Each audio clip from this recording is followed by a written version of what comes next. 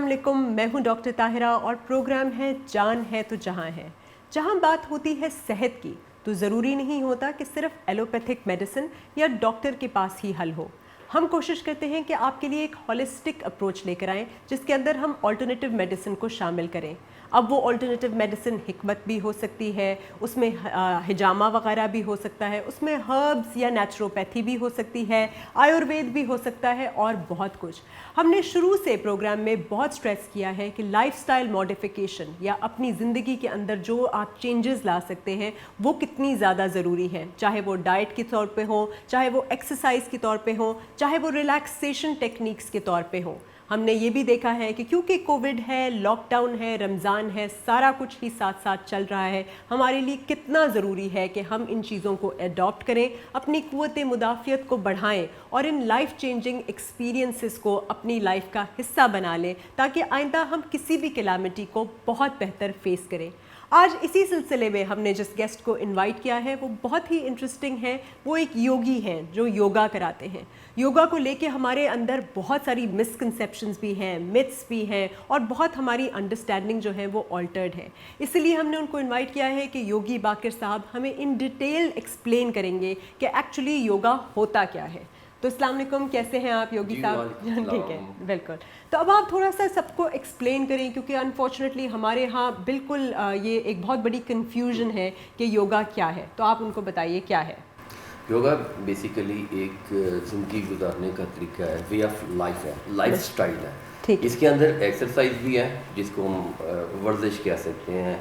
इसके अंदर खाने पीने की तरगीब भी है कि क्या आपको खाना चाहिए, कितनी सादगी के साथ खाना चाहिए और किस किस वक्त खाना चाहिए और कितना खाना चाहिए। इसके अंदर इंसानों के साथ बिहेव करने का भी तरीक़ेकार है जिसको हम कहते हैं कि आप सोसाइटी के लिए क्या गिव बैक कर रहे हैं, आप दूसरे इंसानों के साथ कैसे मिलन आपका है और आप किस तरीके से उनके साथ जो है वो बर्ताव कर रहे हैं। बिल्कुल इसी तरह जिस तरह हमारे इस्लाम के अंदर मौजूद है कि दूसरों का ख्याल रखना चाहिए। अनफॉर्चुनेटली हमारे यहाँ हम योगा को अलग कर लेते हैं, हम सोचते हैं शायद ये कोई फ़ॉरेन किस्म की साइंस है जो हमारी समझ से बाहर है, पर बेसिकली ये हमें वही मैसेज ऑफ लव, वही मैसेज ऑफ सेल्फ कंट्रोल, वही मैसेज सिखाने की कोशिश कर रहा है। तो आप इस लाइफस्टाइल को कैसे करना है, क्या है वो बताइए।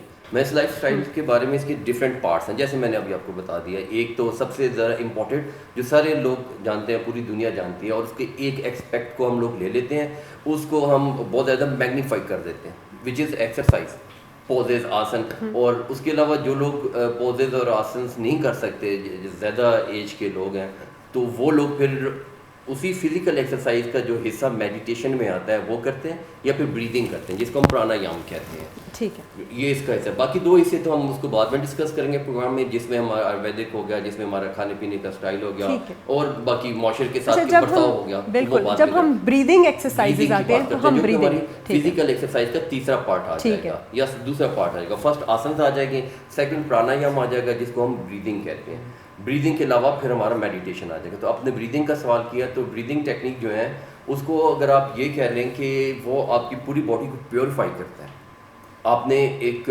आपके अंदर जितने भी टॉक्सिन्स हैं उनको ख़त्म करता है, आपके स्ट्रेस लेवल को भी ख़त्म कर देता है। आपने कभी ऐसा कोई योगी देखा हो जिसका बहुत बड़ा पेट हो और वो बहुत मोटा और हेल्दी हो, या वो किसी हार्ट अटैक या इस तरह की किसी बीमारी से मरा हो? देखें योगी कैसे होते हैं, आराम से एक दरख्त के नीचे बैठा होगा और वो इस तरह दो दाने ईजी पोज जिसको हम कहते हैं उसमें वो बैठ के मेडिटेशन कर रहा होगा और वो बिल्कुल पतला सा और खामोशी के साथ अपना काम कर रहा होगा। कर क्या रहा होगा? वो ब्रीदिंग कर रहा होगा, प्राणायाम परफॉर्म कर रहा होगा।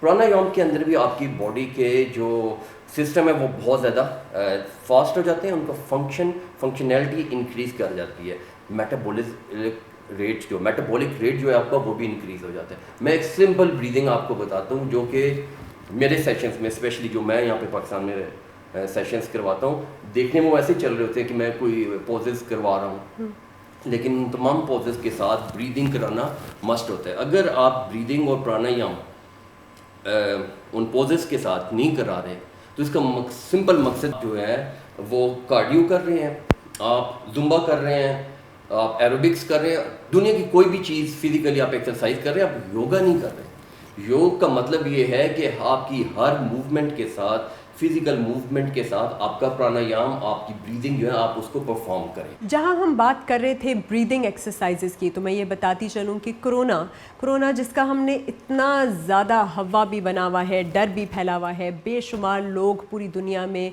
इसके लपेट में भी आ गए हैं, उनमें भी जो लोग रिकवर कर पाए हैं और वो थैंकफुली मेजॉरिटी में है, वो वही हैं जिनकी लंग कैपेसिटी सही थी या जिनकी ब्रीदिंग सही रही। और उनकी ब्रीदिंग सही रहने का रीज़न यही था कि उन्होंने एक अच्छी एक्सरसाइज रूटीन रखी हुई थी, वो लोग स्मोक नहीं करते थे, उन्हें कोई इस तरह की कोमॉर्बिड कंडीशंस नहीं थी जिसमें रेस्पिरेटरी प्रॉब्लम्स हों, एस्थमा हो वगैरह वगैरह। तो ब्रीदिंग का सिर्फ इसमें ही फ़ायदा नहीं होता कि आपका पूरा सिस्टम ऑक्सीजनेट होता है, बट जैसे योगी साहब बता रहे थे कि जब आप ब्रीद इन करते हैं और ब्रीद आउट करते हैं तो बेसिकली आप सारी की सारी पॉजिटिविटी को अंदर लेते हैं और अपनी नेगेटिविटी को बाहर कर लेते हैं। और ये सब माइंड गेम नहीं होता, ये वाकई फिज़िकली भी रिलेटेड होता है। जब आप ये सोचते हैं और बाकायदा अच्छी हवा, प्योर हवा को अंदर लेते हैं, ऑक्सीजन को अंदर लेते हैं, तो आप बेसिकली सारी बीमारी को भी बाहर कर रहे होते हैं। इसी पे मैं उनसे रिक्वेस्ट करूँगी कि वो थोड़ी सी ब्रीदिंग एक्सरसाइजेस को एक्सप्लेन करें और बताएं कि लोग कैसे इसको इस वक्त कर सकते हैं। जी, 2-3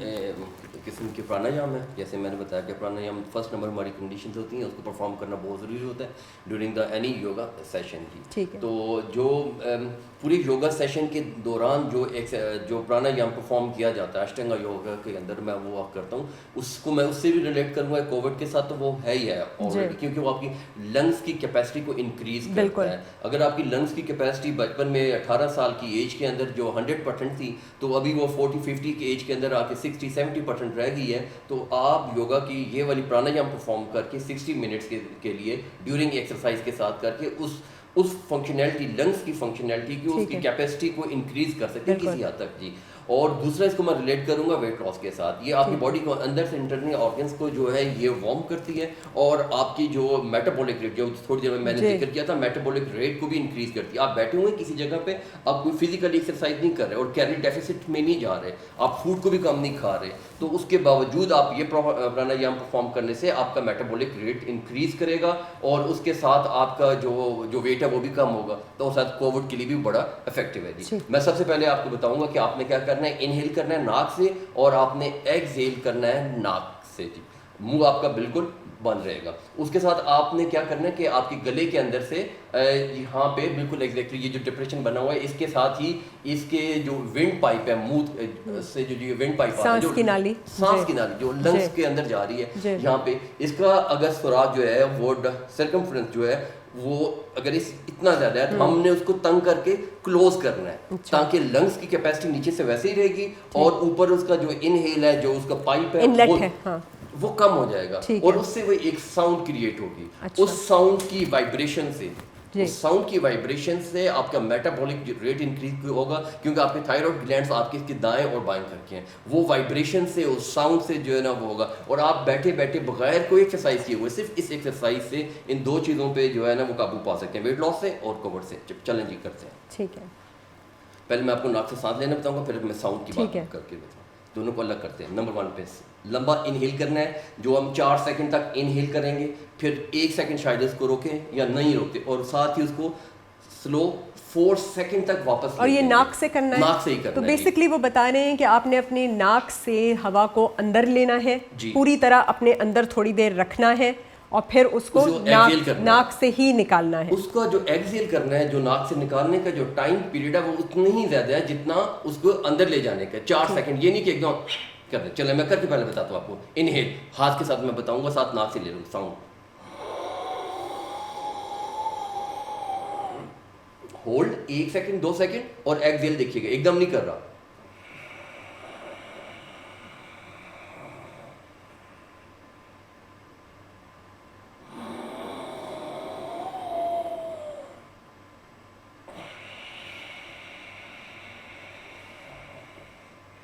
तो ये जो आपकी आवाज आ रही है, ये एक आम इंसान कैसे करे? देखिए सिंपल सी आवाज है, ये सिंपल से एक साउंड है कि जब आपका जहां से एयर जो है वो उसका इनलेट, लेकिन आप कंट्रोल कैसे करते हैं इसको? करते कैसे हैं? थोड़ा प्रैक्टिस से हो जाता है। अच्छा, हो जाए। जो आपके इनहेल आप कर रहे हैं और उसका जो इनलेट है उसका अगर सर्कमफ्रेंस को आप कम कर लेंगे ठीक है, और कैपेसिटी पीछे जो साउंड आ रही है, जो हवा आ रही है, उसकी क्वांटिटी उतनी ही है, लेकिन जहाँ से वो पास कर रही है उसको हमने तंग कर दिया तो ये साउंड क्रिएट हो जाएगी। It's a ocean like sound, it's a cobra sound, right. अब मैं क्या करूँगा, इसको बंद करूँगा, आप देखिएगा। सेकंड जो मैं साउंड ले रहा हूँ, हवा ले रहा हूँ, अपने अंदर ऑक्सीजन लेके जा रहा हूँ, वो मेरे लंग्स के अंदर जो है उस छाती को, जहाँ पे लंग्स हैं, इसको बड़ा करेंगे। वो ये नहीं कि मेरे पेट को बड़ा कर दे, ये देखें ऐसे नहीं करेगी, ऐसा नहीं होगा। मैं लंग्स को, यहाँ पे बैठे हुए मेरे लंग्स के साइड पे, ये चेस्ट पे मेरी रिब केज जो है ना ऐसे खुलेंगी, पसलियाँ जो है ऐसे खुलेंगी, और पीछे जाके रीढ़ की हड्डी के दरमियान में जाके एक मूवमेंटम जो है ना वो क्रिएट करेंगी। मैं बैठे बैठे एक्सरसाइज कर रहा हूँ रीढ़ की हड्डी के भी साथ, ये भी देखिएगा। मेरा एक एक वर्टिब्रा जो है, एक एक जो डिस्क है वो भी मूव करेगी। ये अगर यहाँ पे रखूँगा तो मैं ये आपको बताऊँगा दोबारा से, उजाई ब्रीदिंग इसको बोलेंगे। पेट नहीं है, छाती, रिब केज, लंग्स की कैपेसिटी को इंक्रीज कर रहे हैं।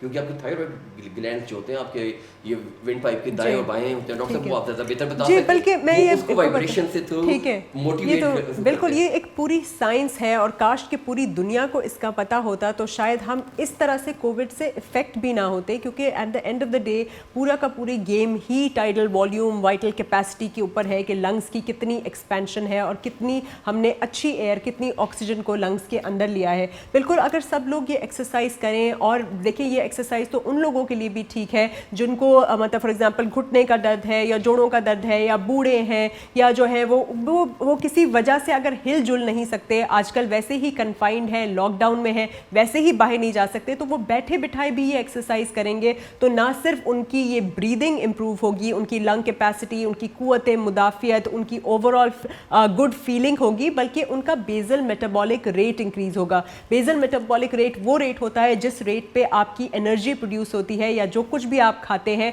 वो जितना फास्ट यूटिलाइज होता है to give your body energy, बजाय इसके कि वो फैट में कन्वर्ट हो जाए और आपका एक बेली आ जाए। तो ये तो एक इतना अच्छा वेट लॉस टेक्निक भी है, फिटनेस टेक्निक भी है, हेल्थ टेक्निक भी है। इसको ऑब्वियसली बहुत प्रैक्टिस के साथ ये आएगी, पर ये देखिए सारी कितनी साइंटिफिकली रिलेटेड है। वो ये कह रहे हैं कि आप जब ये हवा अंदर लेंगे, ना सिर्फ आपकी लंग्स एक्सपैंड करेंगी, आप इन सारी इन्फेक्शन से तो चलो दूर रहेंगे ही रहेंगे, ऑक्सीजनेशन भी होगी, बल्कि आपके जो थायराइड ग्लैंड्स यहाँ मौजूद हैं उनको आप वाइब्रेशन से थोड़ा सा मतलब एक तरह का सिग्नल दे रहे हैं। और थायराइड की वजह से तो हमारे मुल्क में वैसे ही आपको पता है हाइपोथायराइड हो गया, हाइपर थायराइड हो गया, इतने मसाइल हैं हमारे अंदर। जितने भी मसले होते हैं किसी चीज़ की कमी या ज़्यादती या इम्बैलेंस की वजह से होते हैं, चाहे वो हार्मोन हो, चाहे वो न्यूट्रिएंट्स हो, वगैरह वगैरह। तो लिहाजा ये देखिए हमारे यहाँ तो ये बस कॉन्सेप्ट है कि लोग समझते हैं ये भी ये सिर्फ एक एक्सरसाइज है, लेकिन this is not just an exercise, this is actually a complete science in itself. लोग सिर्फ उसके नामों से जो है ना कंफ्यूज हो जाते हैं, और हमारे यहाँ थोड़ा सा ना एक्सेप्टेंस की भी कमी होती है किसी फॉरेन नाम की या फॉरेन साइंस की। बट अगर आप उसको कोर में जाके देखें तो हमारे मजहब में भी यही चीज़ें सिखाई गई हैं, और हमें हमारी रोज़मर्रा की ज़िंदगी में भी, हम साइंस में भी, चाहे वो मेडिकल साइंस हो, चाहे वो दूसरी ऑल्टरनेटिव मेडिसिन की साइंस हो, उसमें यही सीखते हैं कि ये हेल्दी लिविंग में आती है। और इस किस्म की ब्रीदिंग आपको रिलैक्स भी करती है। ये जो एंग्जाइटी बिल्डअप आपको हो रहा है, जब आप जिस तरह देखिए कितना स्ट्रेसफुल कंडीशंस हैं, जब हम कोरोना से वापस भी जाएंगे तो इकोनॉमिक कंडीशंस, हम उस तरह से काम कर पाएंगे कि नहीं, बिजनेस उस तरह से चलेगा कि नहीं, कितनी सारी चीज़ें हैं जो आपके दिमाग को बहुत ज़्यादा वरी करती हैं। आप सही उसकी वजह से सही सो नहीं पाते, खा नहीं पाते, और बहुत सारा और कुछ होने लगता है। इन्हीं सारी चीज़ों को हम डिस्कस कर रहे हैं योगी बाकिर के साथ। उन्होंने बहुत ही अच्छी एक्सरसाइज बताई है, और थोड़ी सी मुश्किल लग रही है, लेकिन मेरा ख्याल है कर करके प्रैक्टिस से आ भी जाएगी। तो इस पर हम एक छोटा सा ब्रेक लेते हैं और आते हैं ब्रेक के बाद।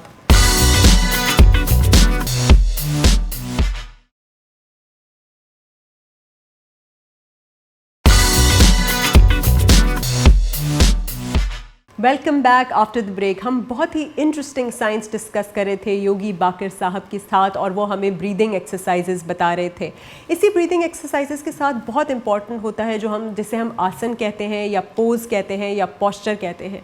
मैं आपको बताती चलूँ कि अगर पोस्चर हमारी ज़िंदगी में ज़रूरी ना होता तो हमें ये जो नमाज की इंस्ट्रक्शन दी है अल्लाह ताला ने, अल्लाह ताला वो ना देता। 5 वक्त हम सिर्फ बैठ के पढ़ लेते, लेकिन अल्लाह ताला ने हमें एक ख़ास पोजेस दिए हैं जिसके अंदर हम सजदा भी करते हैं, रुकू में भी जाते हैं, खड़े भी होते हैं, बैठते भी हैं, इंक्लूडिंग लास्ट एंड में हम जिस तरफ राइट साइड पे भी मूव करते हैं, लेफ्ट साइड पे भी मूव करते हैं। इन सब के पीछे भी एक साइंस शामिल होती है, और ये पोजेस या अपनी बॉडी को इन पोस्चर्स में डालना उतना ही ज़रूरी होता है। आपने बहुत सारे उसमें सुना होगा, देखा होगा, और इसके सराउंडिंग बहुत ज़्यादा कन्फ्यूजन भी होती है, लेकिन पोस्चर की वजह से आपकी बहुत सारी चीज़ें सही रहती हैं। पोस्चर अच्छा हो तो आपकी ना सिर्फ पर्सनैलिटी अच्छी दिखती है आपको, बल्कि बहुत सारी जॉइंट पेन से छुटकारा मिल जाता है। कमर में दर्द हो गया, घुटनों में दर्द हो गया, प्रोट्रूडिंग बेली हो गई, या जो पेट लटकना है वो सब भी नहीं होता। तो कुछ इस तरह की आसन पे आ जाते हैं। आप थोड़ा सा डिस्क्राइब कीजिए ये आइडियल पोजेस जो हैं और ये किस तरह से फ़ायदा देते हैं for strengthening of the muscle, the body etcetera.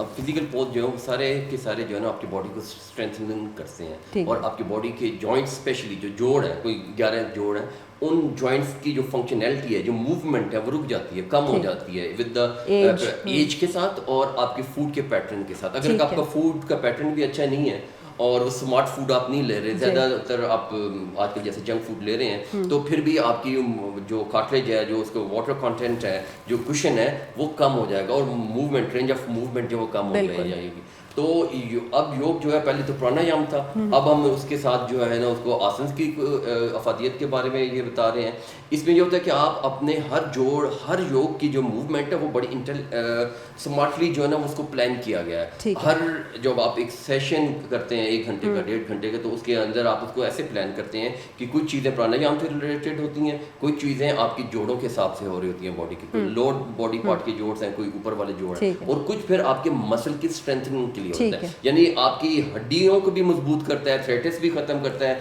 आपके जहाँ पे मसल वीक हो जाते हैं, जैसे आप बता रही थी कि वो आपके बॉडी के पार्ट जो है वो लटक जाते हैं, ग्रेविटेशनल पुल। तो हमारी बहुत सी ऐसी एक्सरसाइजेज भी हैं जो एंटी ग्रेविटेशनल है, आप बिल्कुल जमीन की कशिश के मुखालफ जाके जो है ना उसको करते हैं, और अपने बॉडी को, मिसाल के तौर पर आपकी गर्दन लटक जाती है, डबल चिन हो जाती है, चेस्ट हो जाता है, बेली हो जाता है, तो बहुत सी ऐसी एक्सरसाइजेज हैं, बहुत से ऐसे पोजेस हैं, आसन हैं, जिनको हम खींच के वो ऊपर की तरफ ले जाते हैं। जी अच्छा, अब मैं इनके बताऊं कि इसके जो पोजेज हैं, ज़्यादा जो प्राणायाम है वो स्ट्रेस से रिलेटेड होता है, लेकिन बहुत से बॉडी के ऐसे पोजेस भी हैं जो आपके स्ट्रेस लेवल को कम करते हैं। एक तो स्ट्रेचिंग जो है, लॉन्ग स्ट्रेचिंग, कोई 1 मिनट और 20 सेकेंड 1 मिनट तक की जो स्ट्रेचिंग है किसी खास पर्टिकुलर मसल्स के ऊपर जो है, वो आपके एड्रेनलिन को इंक्रीज करने में ज़्यादा मदद देती है। मतलब उसके लिए कैसे करें? किसी भी फिजिकल एक्टिविटी से, चाहे वो स्विमिंग हो, चाहे वो घोड़ा सवारी हो, चाहे वो चॉकलेट हो, चाहे वो और भी जो चीज़ें हैं एड्रेनलिन इंक्रीज करती हैं, अगर आप स्ट्रेचिंग करते हैं, और वो भी स्ट्रेच ऐसे ही हो जो कि डायनामिक ना हो। पैसिव स्ट्रेचिंग, डायनामिक क्या होती है, जैसे आप कराटे में कर रहे होते हैं तो आप लेग्स खोल के स्ट्रेचिंग कर रहे होते हैं और उसके मूवमेंट पे जोर दे रहे हैं, 1 2 3 4, ऐसा नहीं। योग में आप क्या करते हैं, आराम से जाते हैं और स्ट्रेचिंग करके उस पर रुक जाते हैं, और उसमें ब्रीदिंग करते हैं। ये वाला जो प्राणायाम मैंने बताया था पहले वाला, ऊंचाई वाला, वो वाला करते हैं, और उसमें कांस्टेंट प्रेशर रखते हैं। कांस्टेंट प्रेशर, कांस्टेंट टेंशन का लफ्ज़ है, मेडिकली आप उसको देते हैं, तो 20-30 सेकंड के बाद आपका ब्रेन जो है ना उस मसल को जो है वो ऑर्डर करता है कि स्ट्रेच इट आउट, वो उसको थोड़ा सा और स्ट्रेच कर देता है। तो हम इसके अंदर डायनामिक स्ट्रेचिंग की बजाय योग के अंदर जो मसल के लिए यूज करते हैं वो पैसिव किस्म की स्ट्रेचिंग को वो तो वो कैसे करते हैं, सीधा लेट के या किस तरह? किसी भी कांस्टेंट जो प्रेशर है, मिसाल के तौर पे मैं आपको बता देता हूँ, ये भी मेरी जो शोल्डर की जो स्ट्रेचिंग है, इसके लिए मैं बैठे बैठे सीट पे करूंगा। ये अब आप अगर मुझे कैमरे से सीधे देख रहे हैं तो मेरे शोल्डर को आप देखिएगा, शोल्डर मेरे खड़े हैं, अब देखिए मैं इसको स्ट्रेच कर रहा हूँ शोल्डर के जॉइंट को, और उसके इर्द गिर्द जो मसल जिन्होंने एक ग्रुप जाल बनाया हुआ है शोल्डर के जॉइंट को रोकने के लिए, देखिए ये।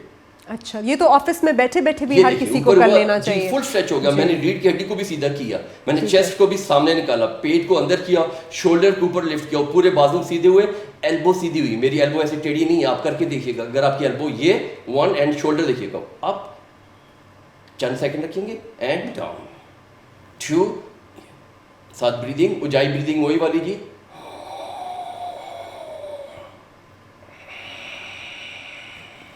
ये तो कितनी अच्छी एक्सरसाइज है। आजकल सब लोग टीवी देख रहे होते हैं, कंप्यूटर पे होते हैं, ऑफिस में होते हैं। अगर ये थोड़े से ब्रेक्स ले लें हर 2-4 घंटे बाद और ये कर दें तो उनका कितना भला हो सकता है। ठीक हो सकता है। जैसे आजकल की दुनिया में आप सबसे ज्यादा किस में टाइम गुजार रहे होते हैं? स्क्रीन के ऊपर और या फिर व्हाट्सएप के ग्रुप के अंदर। तो आप हर 1 घंटे के बाद अगर ये कर लें तो कितना ज्यादा आपका पोस्चर सीधा हो जाएगा, आपके अंदर कभी खम नहीं आएगा, बहुत सी परेशानियों से आप बच जाएंगे। और मजे की बात, योग आजकल आप अपने घर के अंदर करें। योग के लिए क्या चाहिए होता है आपको? 7 फुट का मैट चाहिए होता है, 2 फुट चौड़ा होता है, 7 फुट लंबा होता है, बेड के साथ ही डाला और उसके ऊपर आप एक्सरसाइज। कोई आपको वेट्स नहीं चाहिए, कोई जगह नहीं चाहिए, कहीं जिम में आना जाना नहीं चाहिए, कोई भी आपको और मेंबरशिप भी नहीं बिल्कुल चाहिए। आपको सिर्फ विल पावर चाहिए कि भाई मैंने ये करना है। I have to love myself. मैं अपने आप से पहले मोहब्बत करूंगा तो इस काबिल हो सकूंगा कि दुनिया को कुछ रिटर्न करके दे सकूं, प्रोडक्टिव हो सकूं, अपने घर वालों का भी ख्याल रख सकूं, अपने मुल्क के लिए भी कुछ कर सकूं। हम बहुत ही इंटरेस्टिंग चीज़ें सीख रहे हैं योगी बाकर साहब से और मैं उनकी बहुत शुक्रगुजार हूँ कि वो इतनी अच्छी और मुफीद बातें हमें बता रहे हैं। उम्मीद है आपको भी उतना ही मज़ा आ रहा होगा। अब लेते हैं एक छोटा सा ब्रेक और ब्रेक के बाद डिस्कस करेंगे कि हमें डाइट में क्या क्या करना चाहिए।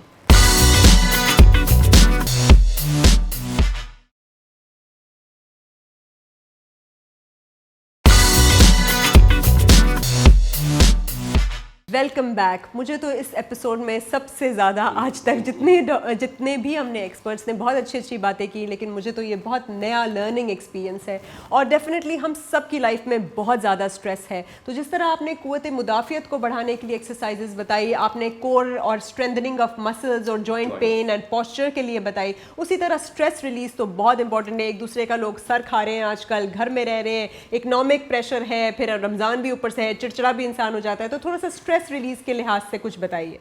अच्छा, अनुलोम विलोम कर लेते हैं। इसको परफॉर्म करने के लिए हम नाक के एक नोस्ट्रल से जो है वो इनहेल करेंगे और इनहेल करने का टाइम पीरियड वही होगा जो 4 से 5 सेकंड होगा। ठीक है। जब हम थोड़ा सा इसके अंदर मुशाक हो जाएंगे या कि माहिर हो जाएंगे तो फिर हम इसी 5-6 सेकंड को 8-10 सेकंड तक इनहेल करेंगे, चंद सेकंड अंदर रोकेंगे और उसके बाद एक्सहेल करेंगे दूसरे लेफ्ट साइड वाले नोस्ट्रल से। ठीक है। लेफ्ट वाले से ही इनहेल करेंगे और चंद सेकंड रोकेंगे और एक्सहेल करेंगे राइट वाले नोस्ट्रल से। नोस्ट्रल ब्रीदिंग भी कहते हैं। अच्छा। ये आपकी बॉडी के जो आपकी राइट की एनर्जीज होती हैं, एक ओरा के बारे में हमने सुना जी होगा, बिल्कुल। तो कोई ओरा के अंदर हमारे जो मेरा एक ओरा क्रिएट किया हुआ है उसमें कोई राइट साइड पे कोई एनर्जीज हैं जिसको हम पॉजिटिव। लेकिन आपकी एनर्जीज तो बहुत पॉजिटिव हैं, क्योंकि जब से आप यहाँ आए हैं मैं देख रही हूँ, ना सिर्फ मैं बल्कि हमारा सारा क्रू बहुत ही रिलैक्स फील कर रहा है। और तो इससे हम ये देख सकते हैं कि कितनी एनर्जी वाकई मैटर करती है। और ये एनर्जी आपके आगे रिलेशनशिप्स में, आपकी वर्क प्लेस पे, आप जहाँ कहीं भी काम करते हैं या इंटरैक्ट करते हैं, बहुत ज़्यादा मैटर करती है। And it also leaves the first impression. इसी तरह आपकी लेफ्ट साइड की एनर्जीज होती है जिनको हम नेगेटिव एनर्जीज कहते हैं। तो हम राइट नोस्ट्रल से जो एनर्जी जो ऑक्सीजन को लेके जाते हैं तो वो हमारी बैलेंस करती है राइट साइड वाली एनर्जीज को, और लेफ्ट वाली फिर इसी तरह लेफ्ट से करती है। तो आपका एक पूरा ऑरा जो इम्बैलेंस हुआ होता है वो हम ब्रीदिंग प्राणायाम के थ्रू उसको करते हैं। हम इसको डाइट के थ्रू भी करते हैं और आपको मेडिटेशन के थ्रू भी करते हैं और प्राणायाम के थ्रू भी करते हैं। ठीक है। तो आपने ब्रीदिंग और एक्सरसाइज मेंशन की, थोड़ा सा हम डाइट को भी मेंशन कर लेते हैं कि डाइट में वो कौन इसके फॉर्म साथ ही। अच्छा चलिए ठीक है, बताइए। ये देखिए जी, ये मैं ले रहा हूँ, ये आप रखिएगा, ये मेरी सेंटर वाली 2 उंगलियां लेफ्ट वाली नोस्ट्रल पे, राइट थंब जो है मेरा राइट नोस्ट्रल पे। मैं सबसे पहले राइट से इनहेल करूंगा,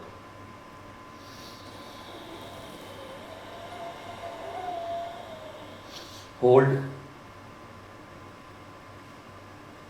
exhale left,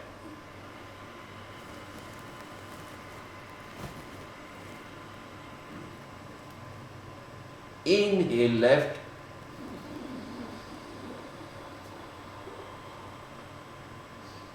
left close, hold, right exhale.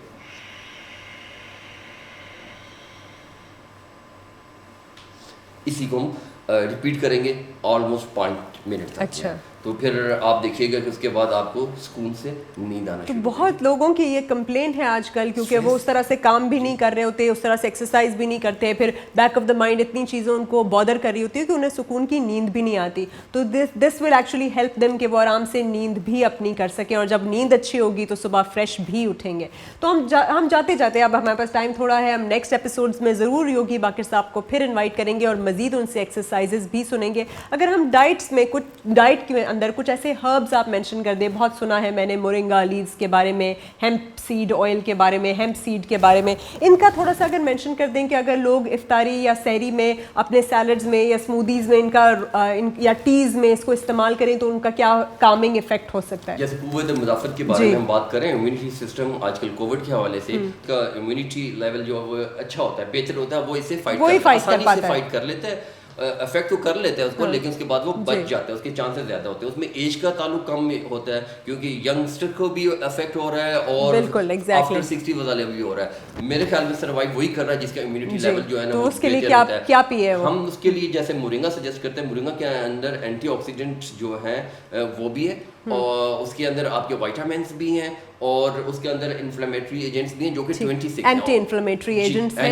And antioxidants जो कि ऑलमोस्ट 91 किस्म के न्यूट्रिएंट्स इस एक चीज़ के अंदर मौजूद है, और ये वेरीफाइड है। वरना तो हम जो क्लेम करते हैं वो 100 से ज़्यादा न्यूट्रिएंट इसके अंदर है, लेकिन जो वेरीफाइड है वो 91 है, और जो एंटी इन्फ्लेमेटरी हैं वो 26 हैं। तो आप खुद सोचें कि जब आपके अंदर एंटी इन्फ्लेमेटरी हो तो आपके अंदर हर बॉडी का ऑर्गन जो है ना सही तरह काम कर रहा होगा, कोई कैंसर का भी चांस नहीं होगा। इन्फ्लेमेशन बिल्कुल एंटी इन्फ्लेमेटरी सब्सटेंसेस को यूज़ करना वाकई ज़रूरी है, चाहे वो मोरिंगा हो, चाहे वो हल्दी हो, चाहे वो किलौंजी हो, चाहे वो शहद हो। इन चीज़ों को बिल्कुल रूल आउट नहीं करना चाहिए। हर किस्म का नेचुरल हर्बल प्रोडक्ट भी उतना ही यूज़फुल होता है, और बल्कि केमिकल मेडिकेशन जो हम यूज़ करते हैं वो भी इन्हीं चीज़ों से डिराइव्ड केमिकल्स या प्रोडक्ट्स को दवाई में यूज़ किया जाता है या उनके साथ यूज़ किया जाता है। इसी तरह हम CBD ऑयल की आपने बात की, तो CBD ऑयल जो है वो बेसिकली प्लांट, जो CBD का जो प्लांट है उसके जो लीफ से, उसके फ्लावर से, उसके स्टेम से, डिफरेंट ऑर्गन से और डिफरेंट उसका जो स्ट्रेंथ है वहाँ से उसको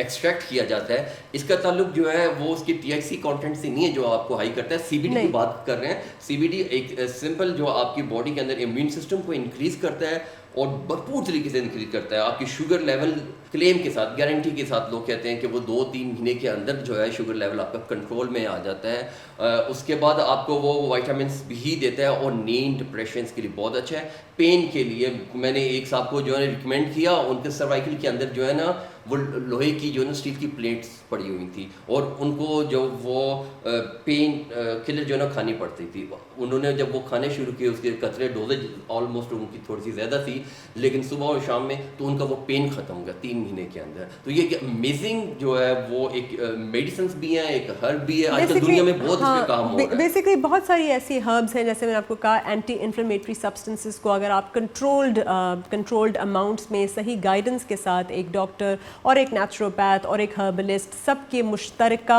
जो है ओपिनियन के साथ सही अपने बाकी मेडिकल कंडीशंस को मद्देनज़र रखते हुए कि आपको कोई हार्ट डिजीज़, लिवर डिजीज़ या गुर्दों का प्रॉब्लम तो नहीं है, इस्तेमाल करते हैं तो वाकई आपके लिए बहुत फ़ायदा होता है। और बार बार जो भी हेल्थ प्रैक्टिशनर हो वो आपको हमेशा कहेगा कि कम खाइए, पोर्शन कंट्रोल कीजिए, रुक रुक के थोड़ा थोड़ा करके खाइए, सही और खालिस चीज़ खाइए, और herbs and plants and fruits, vegetables वगैरह का ज़्यादा से ज़्यादा अपनी लाइफ में इस्तेमाल करें। हमने बहुत अच्छी आज ब्रीदिंग एक्सरसाइजेज आपसे सीखी, 2 किस्म के हमने वो आसन भी सीखे, ब्रीदिंग भी सीखी। एक आपने इनहेल और एक्सहेल का बताया, दूसरा आपने वो जो स्ट्रेचिंग का बताया, जिससे इस पे भी मैं आपको बताती चलूँ कि ये जोड़ों के दर्द के लिए कितनी ज़्यादा वाकई फ़ायदेमंद है। क्योंकि जी बिल्कुल, तो वो जोड़ों के दर्द के लिए आप साथ वो एक्सरसाइज भी कर सकते हैं, आप साथ ये सप्लीमेंट्स भी ले सकते हैं, आप साथ इन हर्ब्स को भी यूज़ कर सकते हैं, ऑयल को अप्लाई भी कर सकते हैं फॉर मसाज और during that physiotherapy as well.